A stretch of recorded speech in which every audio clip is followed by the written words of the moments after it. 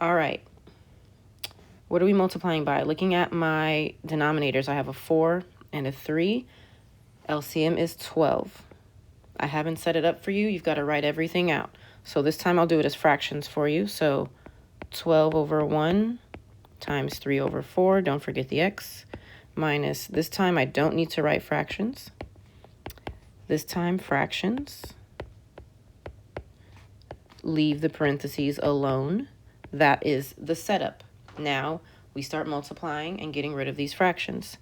So if I go straight across, I would get 12 times 3 is 36. 36 divided by 4 is 9x.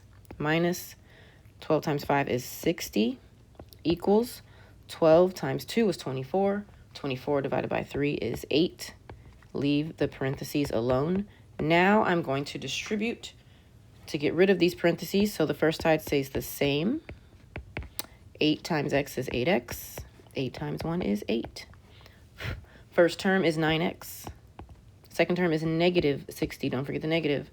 Third term is 8x. Last term is 8. You are now ready for the exit ticket.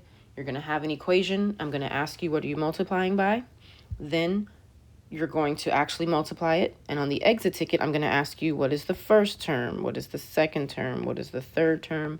And what is the fourth term? Each of them will be worth 2 points for a total of 10.